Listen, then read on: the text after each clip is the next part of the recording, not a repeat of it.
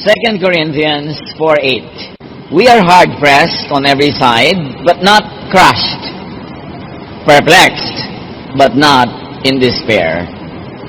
Maraming suliranin, maraming pressure na nagmumula sa iba't ibang dako, pero hindi naman tayo nagkakadurog-durog.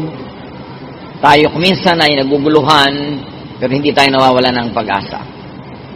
Problems. Maraming problema ang mga tao. Minsan sunod-sunod, sabay-sabay, sapin-sapin. Ano ang maaaring matutunan mula sa salita ng Diyos tungkol sa pagharap sa mga problema ng buhay? Panginoon, salamat dahil kayo'y nariyan sa aming tabi. Kayo'y nasa aming puso, nasa aming isip, nasa kapaligiran. Kaya meron kaming maaaring sulingan, lapitan, sundan sa mga oras na kami namang problema.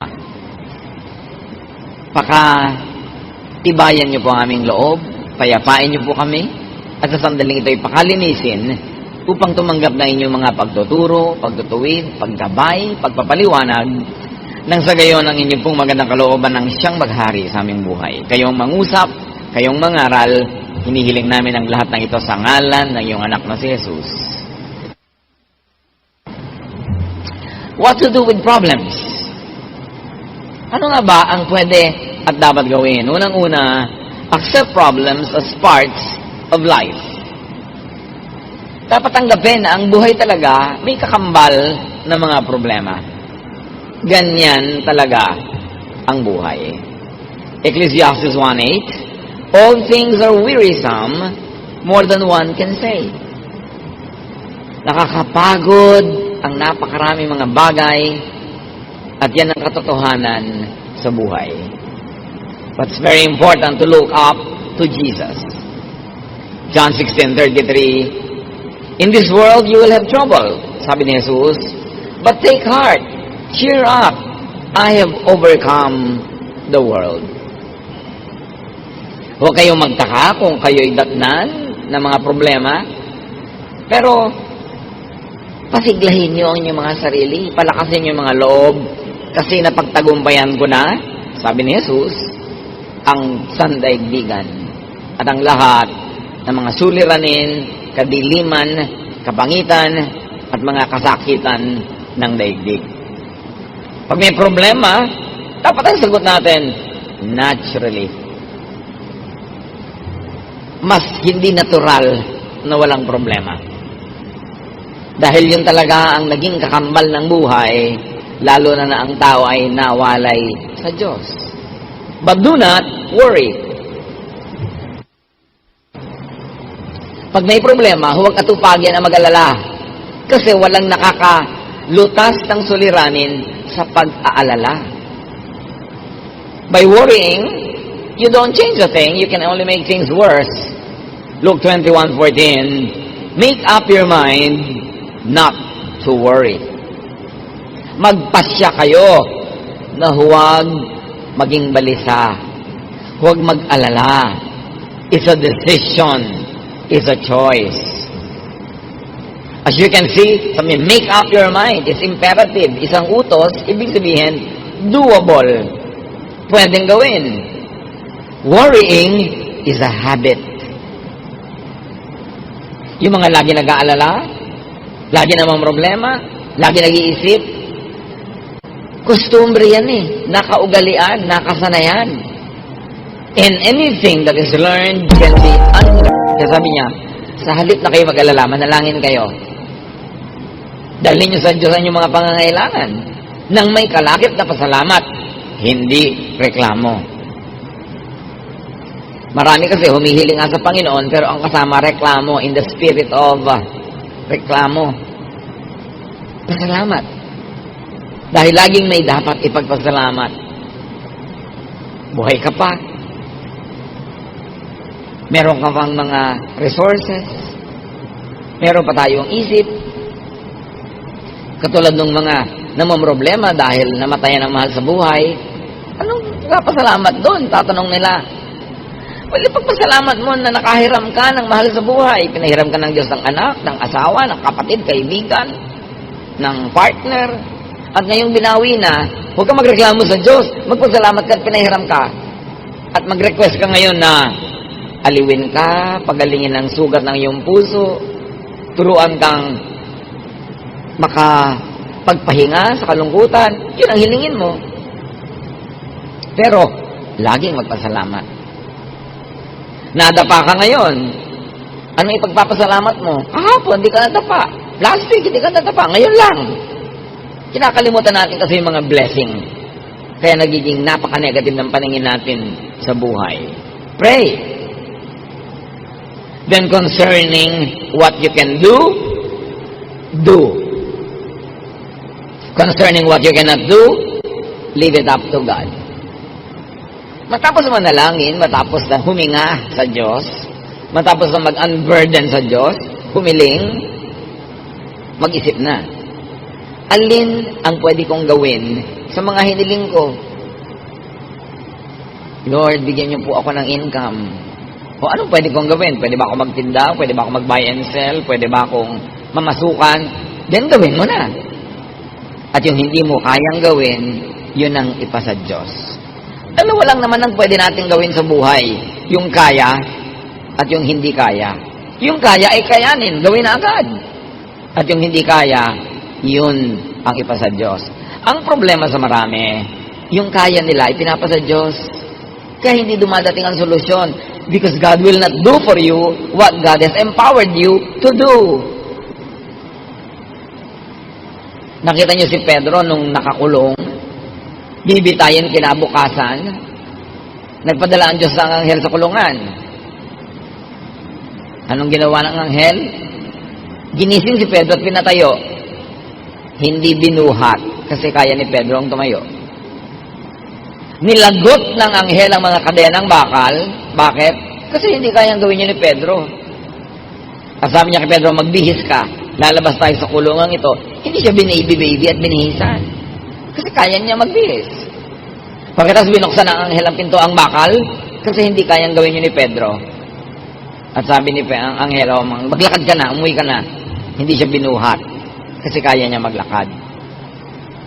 Sa pag-solve natin ng mga problema, mga kapatid, una niyong isipin, what can I do? What has God empowered me to do? Ano mga ibinigay sa akin ng Diyos para ko ito ma-solve? At gawin. Huwag ipasa Diyos, huwag iasa sa iba, yung kaya natin gawin. Kaya ang tagal-tagal ng mga solusyon hindi dumarating, nasa kamay pala natin, hindi lang natin ginagawa ang tama. Parang yung babaeng balo na namatayan ng asawa, walang maibayad sa utang, yung anak niya, kukolektahin na ng mga nagpautang, yun ang bayad, yung anak niya. Nagpunta siya sa propeta, sabi niya, ano pong gagawin ko? Namatay ang aking asawa. Wala ako kapera-pera, ang mga anak ko, kukuha niya na nagpautang, magiging alipin na sila. Pumunta siya sa propeta, maaaring umaasa siya tutulungan, bibigyan ng donasyon. Ang sabi ng propeta sa kanya, ano bang meron ka sa bahay? Sa bahay mo, hindi sa bahay ko. Anong meron ka sa bahay mo? Sabi ng babae, konti pong langis. Walang-wala po kami pero merong konting langis. Sabi ng propeta, bueno, manghiram ka ng maraming mga palayok, mga jar, sa kapitbahay mo. Isalin mo doon yung konti mong langis. At ginawa nga niya yun. At doon nangyari ang himala. Hindi na ubos-ubos yung langis na isinasalin hanggat may mapagsasalinan pa. Tumigil ang dumalo yung langis nung wala nang masisidlan. So what did that widow have? She had a little oil, and she also had goodwill among her neighbors na nagpahiram sa kanya ng mga lalagyan. What do we have? Pag may problema tayo mga kapatid, ang unang solusyon, what do I have? What has God given me that I can use to solve the problem? May utang ako, kailangan kong bayaran. Ang iisipin mo agad, uy, may savings ang aking ate. Uy, may savings ang kapatid ko, uutangin ko. Meron ka pa naman pwedeng ibenta. Meron ka pang katawan na pwedeng magtrabaho. Ang iisipin mo agad kung ano ang meron yung iba. Kaya hindi na solve ang problem. Higit sa napakarami natin mga problema, kaya nating lutasin. Nalulumbay ako, nalulungkot ako. Anong gusto mong gawin ko? Mag-sirto-sirto sa harapan mo para ka sumaya? Di pasayahin mo ang sarili mo. May kakayang kang gawin yun. May sakit ka. Kaya mo namang kumilos ka, huwag mong iasa sa iba. Ang iasa mo lang yung talagang hindi mo na kaya. Meron kang gustong bilhin, wala kang pambili. Pagtrabahuhan mo, hindi aasa ka sa hingi, aasa ka sa awa. Kailangan solvein mo yan because binigyan tayo ng Diyos ng kakayanan. Ang lagi lang nating tendency, lumapit sa propeta, wala po ako. At ang sagot sa kanya, ano bang meron ka sa bahay mo? Gamitin mo yun. Alam ng Diyos ang pangangailangan mo, binibigyan kanya ng kakayanan. So solve what you can, and what you cannot solve, leave it up to God. At tanggapin mong parehong yung kaya mong solve at hindi mo kayang lutasin, parehong alam yun ng Diyos. Ecclesiastes 7:14, when times are good, be happy. But when times are bad, consider this. God has made the one as well as the other. Pag maganda ang panahon, magsaya ka. Eh kung malungkot ang panahon, edi malungkot ka. Anong gawin mo? Magsasaya ka, malungkot nga. Lilipas din yun. Pastor, ang lungkot-lungkot ko po. Bakit? Eh kasi po nawalan ako ng trabaho. Kasi nawalan ako ng boyfriend. Kasi ito, hindi malungkot ka. Nawala ka pala ng boyfriend, nakakalungkot na yun. Hindi malungkot ka. Alam nga naman sumaya ka, nawala ka ng boyfriend. Anong problema mo? Nalugi po ako sa negosyo, ang lungkot ko. Natural, alam naman pag natuwa ka, magtataka ako niyan. Hindi malungkot ka, lilipas din yan. Pagsasawaan ka din yan ng lungkot. Wala namang lungkot na nanatili forever. Lalo't itinataboy mo. Ngayon kung inaalagaan mo, baby mo yung lungkot, magpapatugtog ka ng malungkot na tugtog, titingin ka sa mga litratong nakakalungkot, talagang lulungkot ka lalo. Kailangan, gumawa ka ng paraan para huwag ka malungkot. Pagka naiinit ka, lumabas ka ng bahay, mag-isip ka, may gawin ka, magtrabaho ka, mag-exercise ka, magpawis ka, huwag mong i-baby yung lungkot mo. Ngayon, meron talagang lungkot na nandyan, di malungkot ka. Ganun talagang buhay. Hindi problema yung nalulungkot. Natural lang yun. Kasi meron kang emosyon. Tanggapin sa loob ang ano man nangyayari. Sa labas, lutasin yung problema. Pero sa loob ng puso, tanggapin mong ganun talaga may problema ang buhay. Nalulungkot ako, ganun talaga. Nakakalungkot ang buhay ko minsan. Pero may gagawin ako sa labas para ako sumaya. Pero huwag yung tinatanggihan mo sa iyong kalooban, yung katotohanan. Tanggapin mo yung katotohanan. Do not be in denial. Nahihirapan ang loob ko. Di mahirapan ka. Kasi may gagawin ako para gumaan ito. Pero hindi ko lalabanan yung katotohanan na nalulungkot ako kasi yun ang katotohanan eh. Pero may gagawin ka, panlabas, para yung nasa loob, magbago. Huwag makipagtunggali sa sariling kalooban. Tanggapin ang dapat tanggapin. Nalugi ka sa negosyo, ang yaman mo dati, ngayon wala kang kapera-pera, tanggapin mo yun. Ganyan talaga, nangyayari sa buhay. Wala ako ngayon kapera-pera, tatanggapin ko yung katotohanan na yun, hindi na ako makikipag-contest doon, hindi ako makikipagbabag sa katotohanan, kasi nangyari na. Pero, sa panglabas, may gagawin ako. Mamumuhunan ako uli, magnenegosyo ako, maaaring manghiram ako ng puhunan, mamasukan ako, may gagawin ako.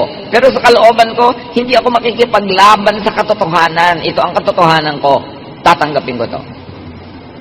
Then buo ang iyong loob, nahaharapin ang iyong buhay para buuin ito uli. Do not problematize what cannot be solved. Huwag mo nang problemahin kung yung anak mo talaga napakahina sa arithmetic. Kahit ipagudguran mo siya sa lahat ng bato sa mundo, hindi pa rin siya tatalino sa arithmetic.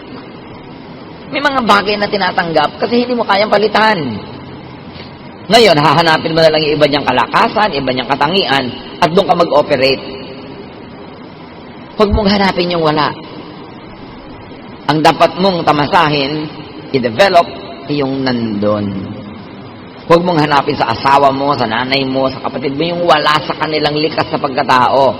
Ang hanapin mo, yung nandun talaga, ipagdiwang mo yon para ka mag- Wala na po yatang solusyon, itong ugali ng anak ko, itong ugali ng asawa ko. Wala pa lang solusyon, hindi problema. Tanggapin mo para tumahimik ang iyong kalooban. Ecclesiastes 1:15, what is crooked cannot be straightened. What is lacking cannot be counted. Ang talagang liko, hindi maitutuwid. Nilikha talaga yun, sinadyang liko. Huwag mo nang tuwirin. Yung pag tinuwid mo yun, dun mali. Kasi liko talaga yun. At yung wala, huwag mong hanapin. Yung wala, wala. Lalong-lalo yung mag-asawa na ine-expect mo, pupunta sa event. Nakita mo, husband lang o wife lang, hinahanap mo pa. Nasaan ang wife mo? Nasaan ang husband mo? Gusto mo sabihin, nag-away kami kanina. Hindi ko kasama ngayon. Gusto mo bang marinig yun? Huwag ka naghahanap ng wala. Lalo sa mag-asawa. Pag wala yung isa, alam mo na. Either talagang may ginawa o nag-away sila. Gusto mo pang uriratin. Bakit wala? Huwag yun ang hinahanap ang wala. Why struggle? Why stress yourself? Do not problematize a non-problem. Just accept it and live with it. Kahit sa anatomy ng katawan ng tao, meron ka talaga hindi kayang baguhin eh. Tanggapin mo. Ipagdiwang mo. Ang lapad-lapad-lapad po ng noo ko. Eh, paano naman natin pakikitirin ang noo mo? Magbabawas tayo ng bungo mo. Tuwag mo ng plato. Lagyan mo ng drawing. Celebrate it. You don't worry about it. Ang lapad ng noo mo. Reflector yan. Madilim. So, bakit ang problema yun?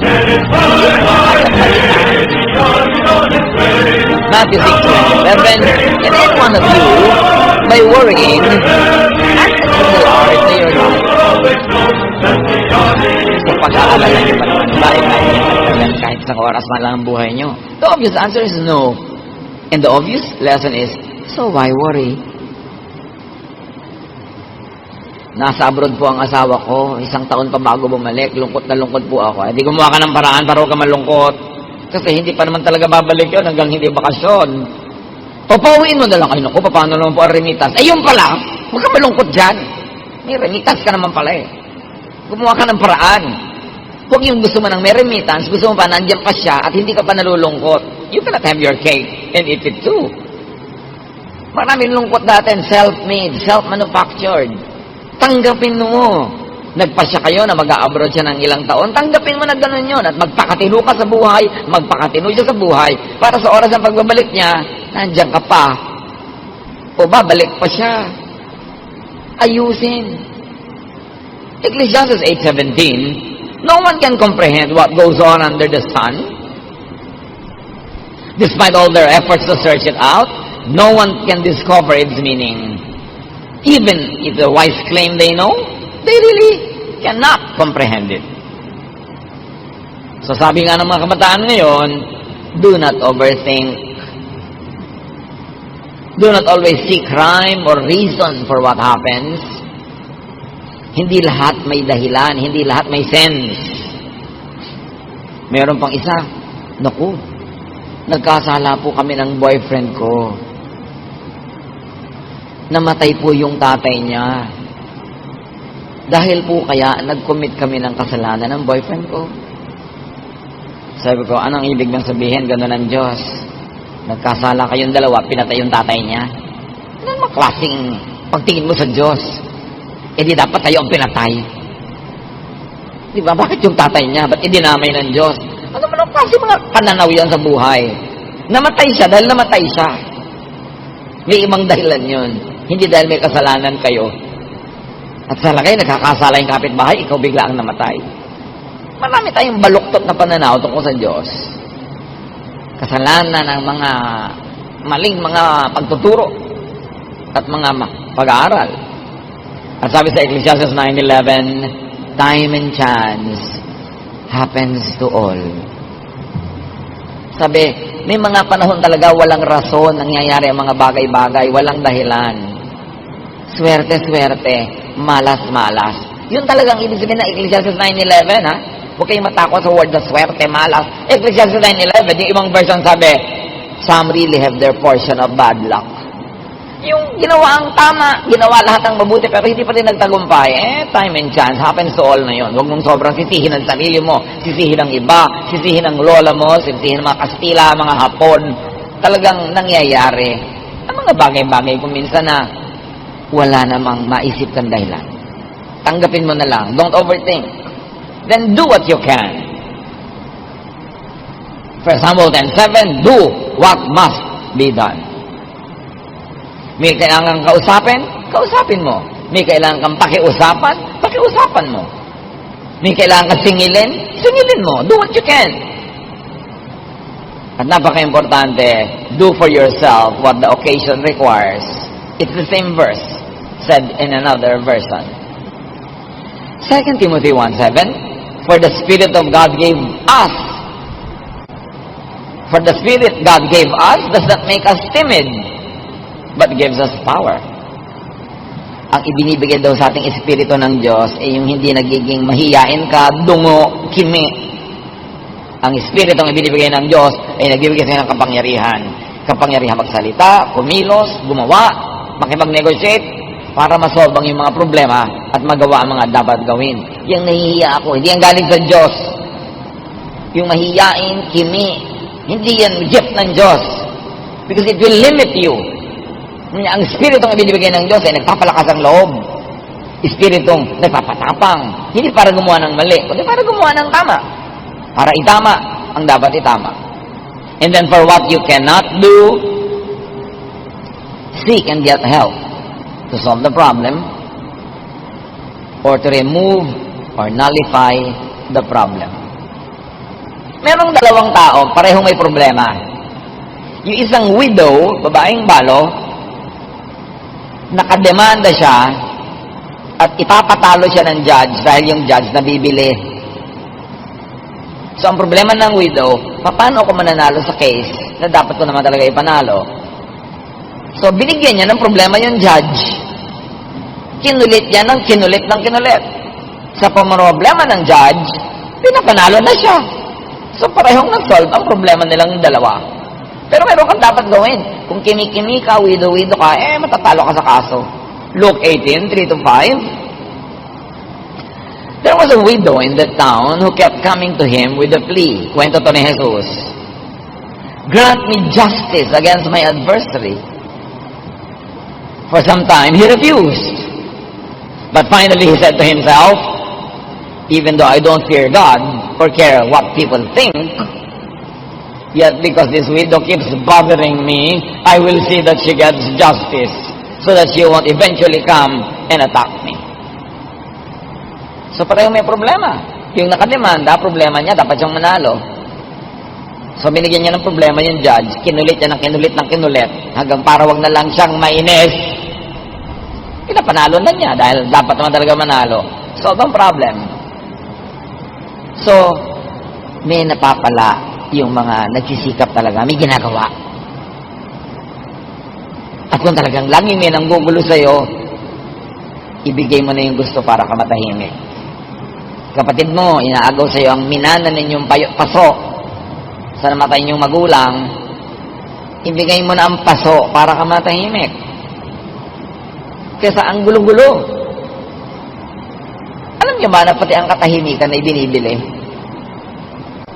May nanggugulo sa'yo. Bigay mo yung gusto, ito sa cost. Pero mas mahalaga ba yun kaysa sa kapayapaan mo? Katahimikan? You pay even for your peace. And whenever you can pay anyway, go for peace. Mas tahimik ang buhay. Nag-aaway kayo. Gusto nyo magkasundo pareho, alam nyo yun. Pero somebody, dapat mauna. Magbaba ng pride at bumate. Hindi ikaw na para matahimik na kayo. Kasi pagka pinauna mo pa siya, ayaw pa niya, ang tagal-tagal, pareho lang kayo nalulugi, mauna ka na. Di tahimik kayo. Ang hinihintay lang naman nun, isang text, isang bate, isang tapos na. Huwag na magpataasan ng pride para tahimik.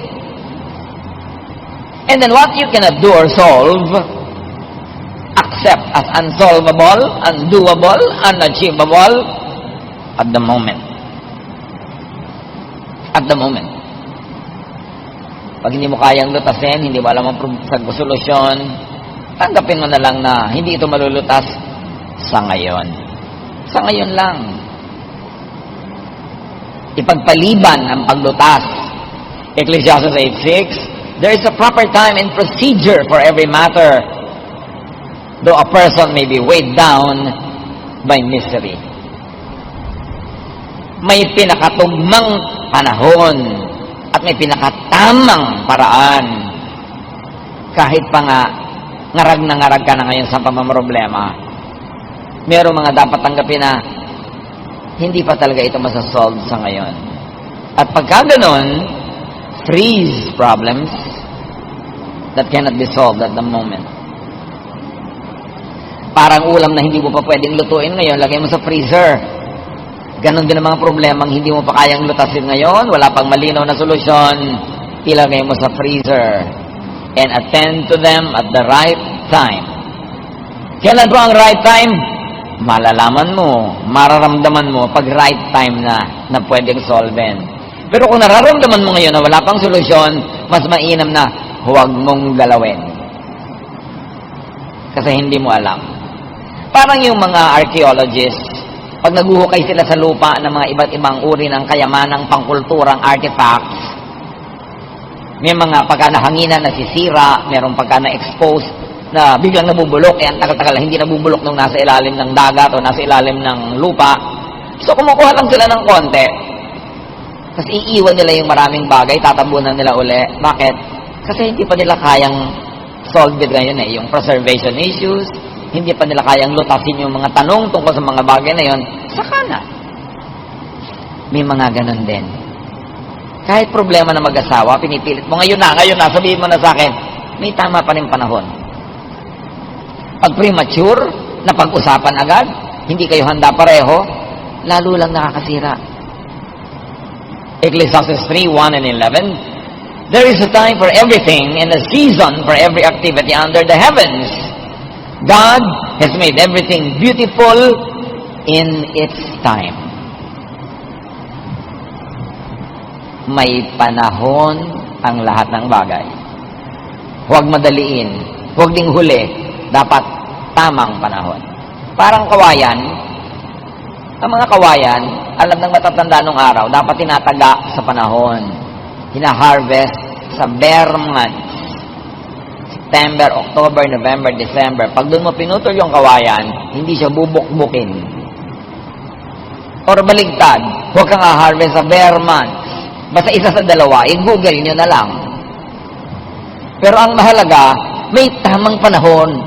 Pati pagputol ng kawayan, may tamang panahon kung kailan mo papagalitan yung dapat pagalitan, sitahin yung dapat sitahin. May tamang panahon para ituwid ang isang maling bagay, may tamang panahon. Hindi lahat ng tamang gawin, kahit anong oras, ay tamang gawin yon. May panahon pa rin.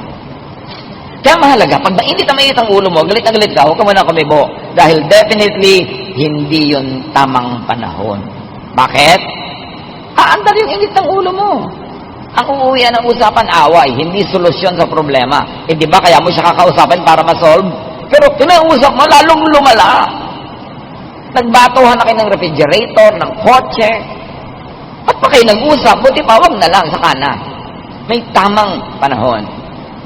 Pag mainit ang ulo mo, pag galit ka, pag gutom ka, hindi yun tamang panahon. Importante. God has made everything beautiful in its time. Kahit bata, gusto mong ipanganak na, 2 months pa lang, abortion ang tawag doon. Dapat 9 months. Ngayon, 13 months na. Sobra na yon. Paglabas, may bigote na. Dapat tamang panahon. Lahat ng bagay. Kaya kahit may gusto kang kausapin, good ba ang timing ko? Tama ba ang panahon? Kasi pag nagtapat-tapat ang mga bituin, ang mga puno, ang mga ilog, sa tamang panahon, madali ang mga bagay.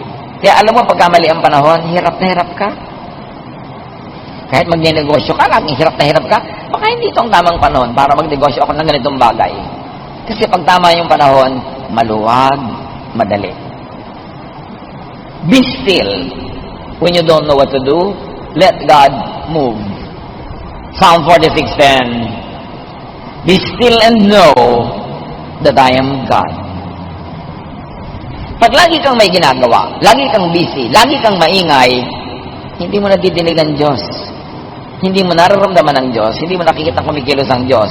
Ngayon, kung may problema ka, hindi mo alam ang gagawin, dapat wala kang gawin. Ha? Wala po akong gagawin? Hindi mo nga alam ang gagawin. So, pag may ginawa ka, mali ang gagawa mo kasi hindi mo alam ang gagawin. Pagkapastor, hindi ko po alam ang gagawin ko. Ano pong gagawin ko? Ulitin mo sinabi mo. Hindi ko po alam ang gagawin ko. Ano pong gagawin ko? Hindi mo pala alam. Di wala kang gagawin. Manahimik ka. There are problems that get solved by themselves over time. Parang sugat. Hayaan mo lang yan. Gagaling yung mag-isa. Huwag mong kutkutin every day. There are problems that get solved by not solving them. By not interfering with them. Andar yan mag-isa. Hahanap yan ng solution. There are problems that get solved with the passing of time. Panahon lang pala ang makakalutas dyan. Hindi pakikialam natin panahon. And there are problems that get solved with the rearrangement of the universe.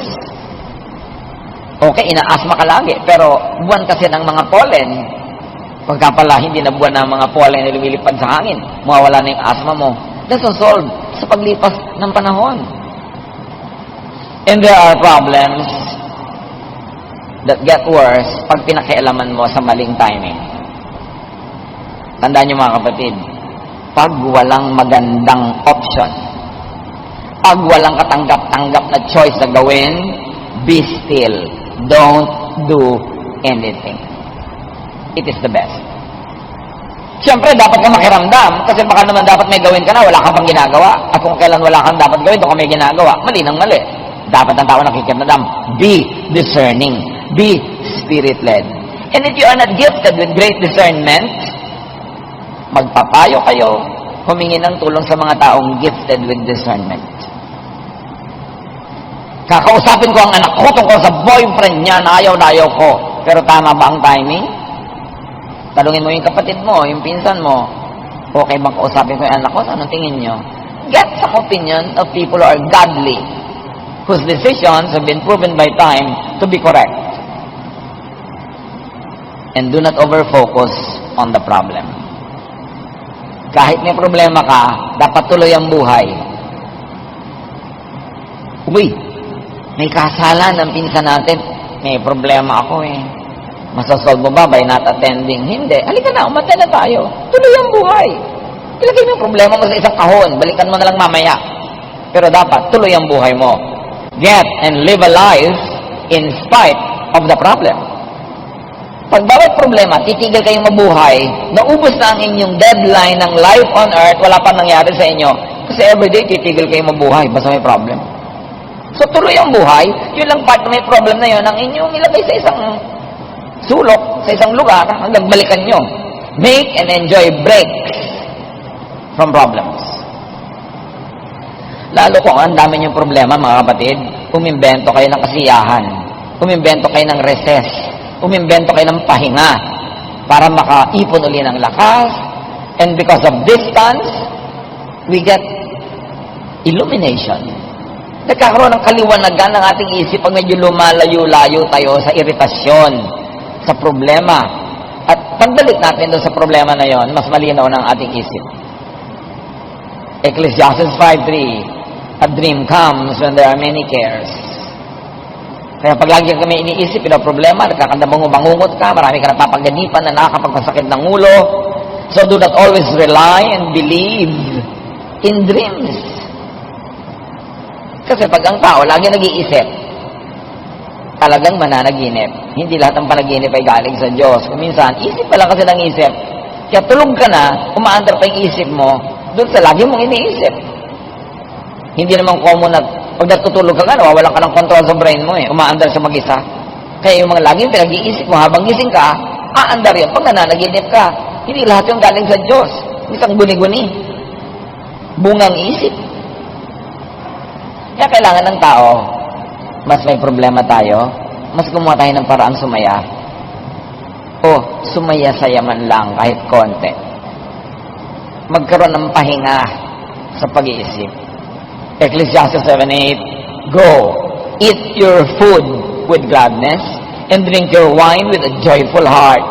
For God has already approved that you do always be clothed in white and always anoint your head with oil. Ang sinasabi lang wear something comfortable, wear something you feel good and you look good in.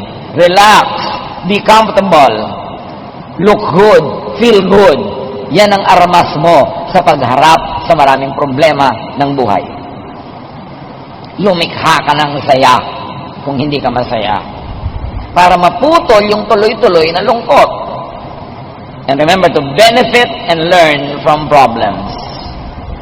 Everything that happens is a blessing to those who love God and are called according to His purpose. Because problems are great teachers. Yun nga daw, mga batang lumaki na maraming pinoproblema. Huwag lang yung talagang sobrang problema ang nakakasira na ng isip. Yung maraming nilutang sa problema nung maliit pa, yun ang matitibay paglaki. Yan ang mga mahuhusay ang pagkatao, marunong makiramdam sa kapwa, marunong makisama, kasi maraming pinroblema.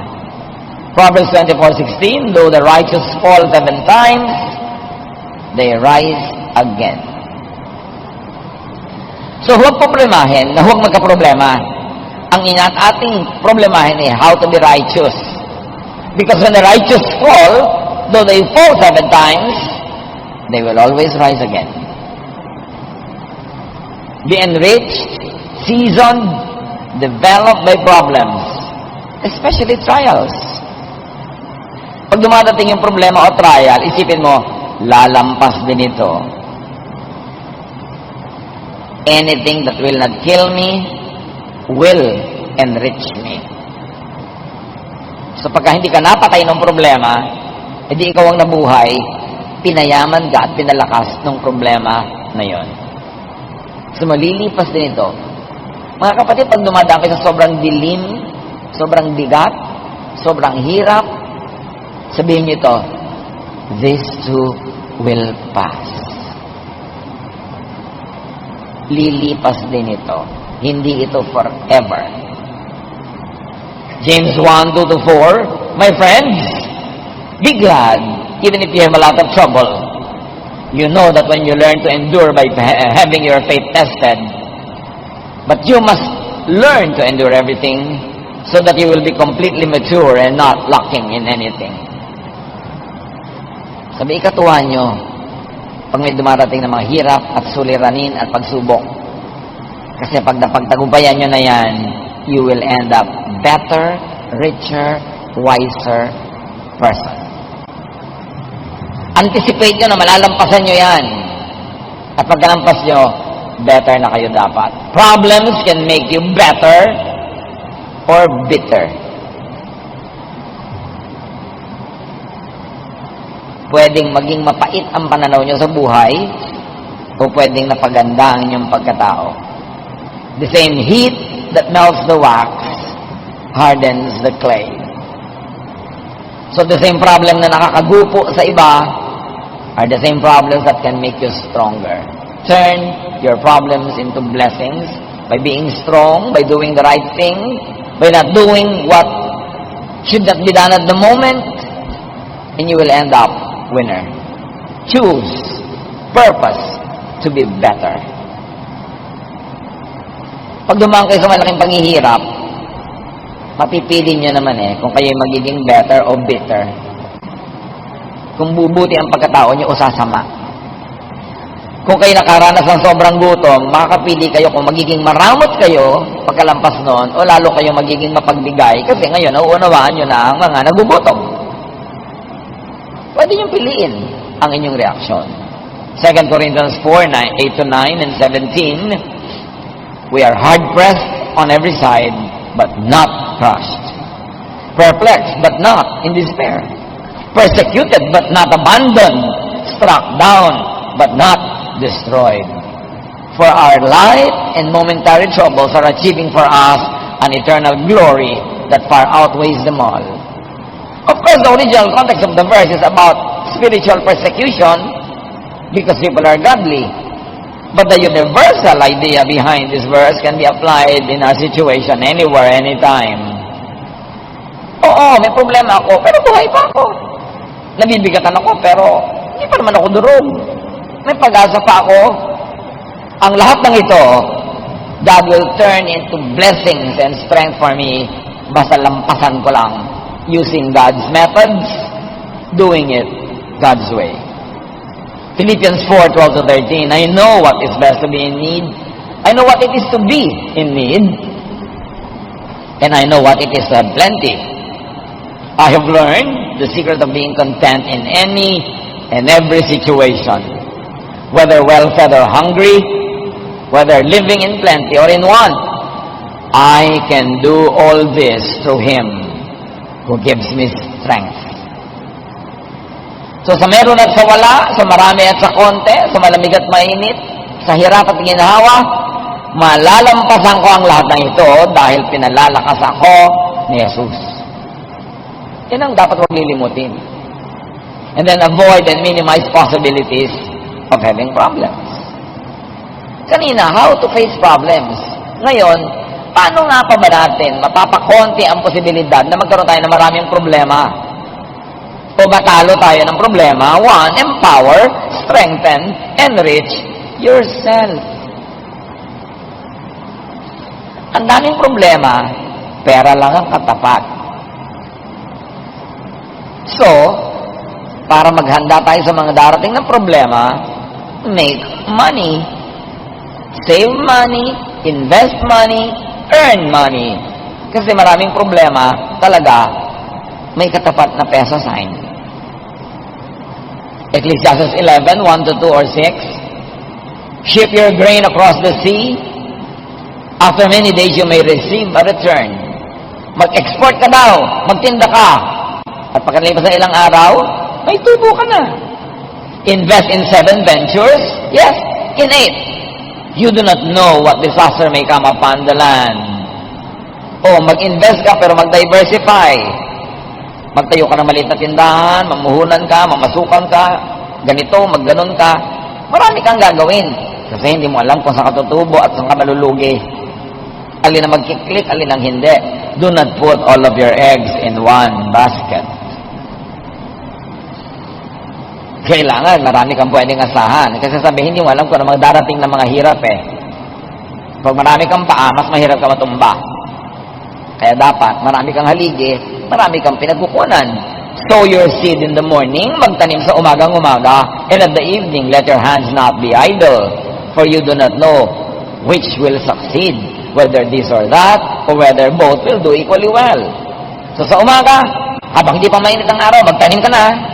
At pagkatanim mo, mainit ang araw, nasa bahay ka na, hanggang gabi, mag-hobby ka, mag-wood carving ka, magluto ka, magtinda ka, may gawin ka pa. Huwag mo lang asahan yung itinanim mo ng umaga, tapos matutulog ka na maghapon. Dapat marami kang ginagawa. Sabi ganon, kasi hindi mo alam kung alis sa mga ginagawa mo ang magtatagumpay. May mga anak ka, in-invest mo na lang sa isa, pinabayaan mo na yung lahat.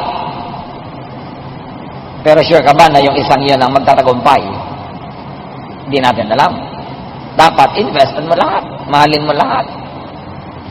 Kumisan ka, yung hindi mo pa inaruga ng bata, yung pa ang mag-aalaga sa'yo, pagtanda mo eh. Hindi mo alam. So maging nice ka to everybody. Hindi mo alam kung sino sa mga tao sa paligid mo ang tutulong sa'yo pag nangailangan. Kaso, tulungan mo sila ng tulungan habang kaya mo.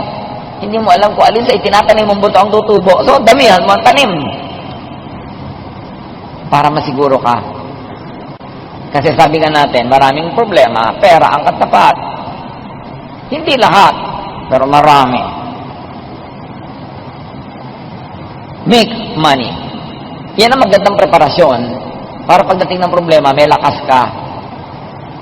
Ecclesiastes 7:12, wisdom is a shelter as money is a shelter. Nakakakanlong ka sa karunungan, nakakakanlong ka din sa pera. Mabuti na yung maraming pera, may karunungan pa, marami kang kanlungan.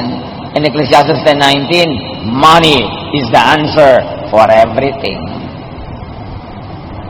Siyempre, may exaggeration involved, pero ang laki ng truth. Kung pera lang ang katapat niyan, marami ka ng problema, di ba? At lagi natin sinasabi, mga kapatid, kung ang problema ay may price tag, solvable. Ang mahirap na problema ay walang price tag. Kaya dapat na-eliminate na yung may price tag. Masolve mo na, may paghahanda ka dyan.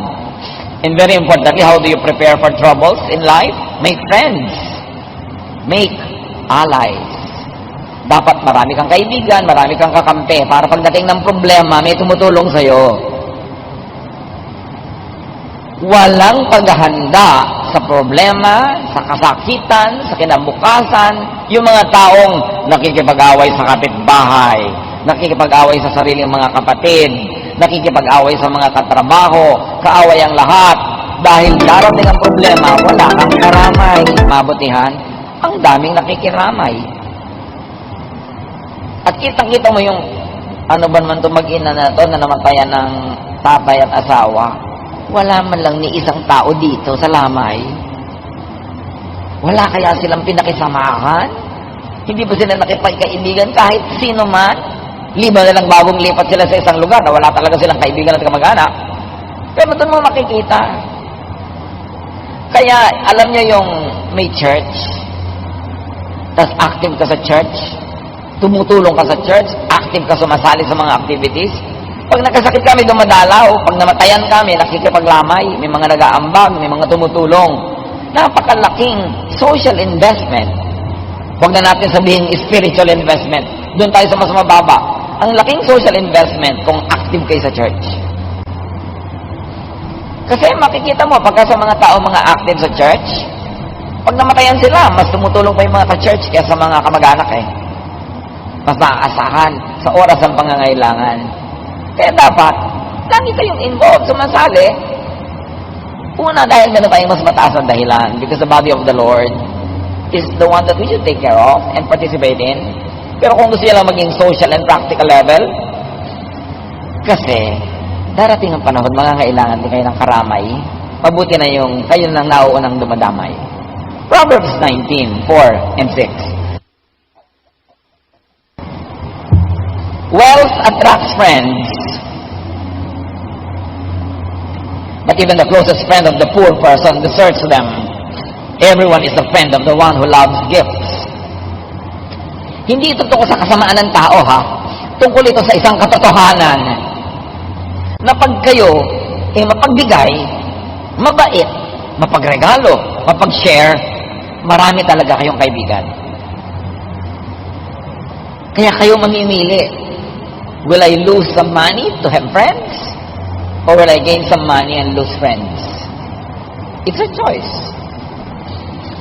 At dahil napakasarap ipakisama ang pera, isa yan sa mga pinakamasasarap ipakisama kung meron ka, magpakain ka, magregalo ka, talaga mga tao magiging malapit sa'yo, natural, alangan namang palautang ka, palahingi ka, lapitan ka, natural, hindi.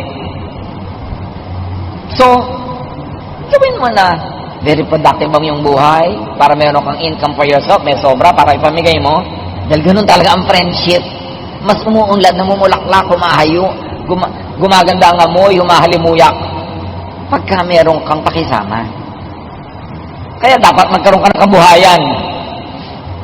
Meron kang mga kaibigan, para meron kang pagkikipagkaibigan, pakisama. Pag lagi kang wala, lagi kang nangihingi, lagi kang nangungutang, natural, ma-allergic sa'yo mga tao. Hindi sila masama. Practical lang sila. Kaya dapat maging practical ka rin. Be a giver, be nice, and you will be surrounded with people. Of course, hindi lahat lang yun ay true friends. Pero may magiging true friends ka rin doon. Makisama, makisalamuha, makihalubilo, makipagbabutihan, makisangkot, makiisa sa buhay ng iba para gawin din nila sa'yo. Kaya sa mga highly developed economies, lalo sa mga Western and industrialized cultures, hindi na sila masyadong nakikisama. Alam niyo kung bakit? Kasi meron na sila insurance. Meron na silang mga paghahanda sa kanilang pagkakasakit, sa kanilang pagkakaratay, sa kanilang kamatayan. Kaya hindi na sila masyadong nakikisama. Pero sa baryo, bakit ka sobrang nakikisama? Birthday ni ganun, attend ka. May handaan doon, tutulong ka. Bakit? Kasi sa gabi, may emergency ka, wala kang kotse, kakalampagin mo yung kapitbahay mo, hihiramin mo yung kotse niya para madala ka sa ospital. Kaya yung mga taong maraming pangangailangan, mas dapat nakikisama. But it is noble and godly na wala ka ng pangangailangan, mariwasa ka na, ang galing mo pa rin makisama. Yun ang tunay na pakikisama kasi wala kang vested interest. So, train your heart, train to be strong at heart. Palakasin ang loob, palakasin ang bulsa, palakasin ang katawan, palakasin ang espiritu, para pagdating ng problema, meron kang ilaban. Hebrews 13:9, it is good for our hearts to be strengthened by grace. Tamang panahon, tamang pamamaraan ang pagharap sa problema. Ecclesiastes 8:5, the wise heart will know the proper time and procedure. Sanayin ang puso na mahirapan para pag dumadating ang hirap, trained na. Ang mga bata, huwag palakihin sa layaw, sa sobrang sarap, sobrang ginhawa, kasi mawawalan sila ng training. Pagdating ng mga tunay na problema, marupok, mahina, madaling bumigay. Ang laki sa layaw, karaniway hubad, sabi ni Balagtas. Sa bait at muni, sa hatol ay salat. Masaklap ang bunga ng maling paglingap, habag ng magulang sa irog na anak. Dapat tinetrain mo ding mahirapan, mapagod, magtipid, kahit may pera kayo. Kahit meron kayong mga katulong sa bahay, kailangan meron silang assignment, malinis, magligpit, mag-ayos-ayos, para train sila sa buhay. And remember, do not be too emotional. Walang nakakalutas ang problema sa drama, sa iyak. Nalulutas yan sa pag-iisip at sa social network at syempre sa guidance ng Panginoon. At kung maraming problema o darating pa lang ang problema, get a boost. Magpasaya ng magpasaya sa puso para pag dumating yung mga lungkot, marami kang mawi-withdraw na happiness, hindi ka masisiro balance. Proverbs 12:25, anxiety weighs down the heart, but a kind word cheers it up. Mga kapatid, pag tayo ay may mga kasama na may problema, a kind word can go far. An unkind word can destroy whatever is left of their strength, but a kind word will always boost them up and help. So be kind sa mga namang problema. Marami namang problema, nagdidilim ang isip, nalilito, be kind. A kind word will help. Pray with people who have problems. And whenever you can help, help. You don't know when it's your turn to need help. Dear Lord, we thank you that you are there in our hearts, you are there in our midst, you are here with us. Paglinawin niyo po ang aming isip. At sa sandaling ito, dalangin namin, Panginoon, mga kapatid na namamroblema, bigyan niyo po ng linaw ng isip, lakas ng loob, at mga makakatuwang makakatulong. Right now, Father, we pray for everyone present na maraming suliranin. Hayaan mo na ang mga bahagi o ang buong mensaheng ito ay makapagpaliwanag, makatulong, at makapaghawa ng daan para sa ikalulutas ng kanilang mga pinoproblema.